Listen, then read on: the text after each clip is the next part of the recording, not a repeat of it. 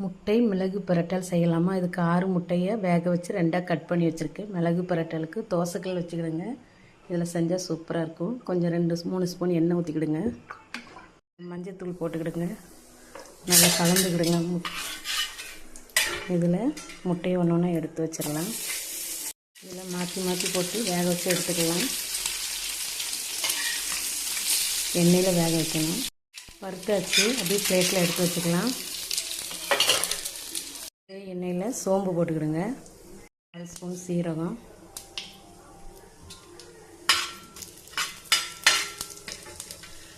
இதில் கட் பண்ணி வச்ச சின்ன வெங்காயம் 1 கப்பு போட்டு வதக்கிக்கிடுங்க. 1/2 ஸ்பூன் இஞ்சி பூண்டு விழுது போட்டுக்கிடுங்க.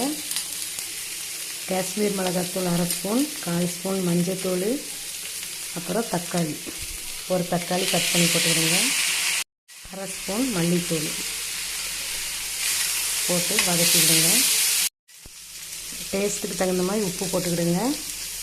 போட்டு நல்லா வதக்கிங்க. பரப்பி நல்லா வேக வச்சுக்கிடுங்க. கொஞ்சம் தண்ணி ஊற்றி வேக வச்சுக்கலாம்.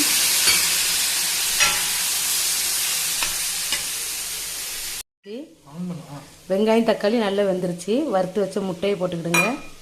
போட்டுட்டு ஒரு 1/2 ஸ்பூன் பெப்பர் தூள் போடணும்.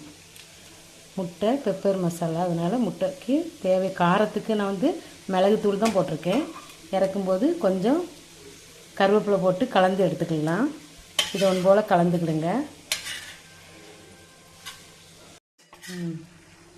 முட்டையை அப்படி ஒன்று போல் தக்காளி வெங்காயத்தோடு மிக்ஸ் பண்ணிக்கிடுங்க. நல்லாயிருக்கும். இந்த மாதிரி ஒரு முறை உங்கள் வீட்டில் ட்ரை பண்ணி பாருங்கள். முட்டை மிளகு மசால் ரெடி. இனி அடுப்பை ஆஃப் பண்ணிடலாம். சுவையான டேஸ்டான முட்டை மிளகு மசால் ரெடி. இதே மாதிரி உங்கள் வீட்டில் ட்ரை பண்ணி பாருங்கள். வீடியோ பிடிச்சிருந்தா லைக் பண்ணுங்கள், ஷேர் பண்ணுங்கள், சப்ஸ்கிரைப் பண்ணுங்கள்.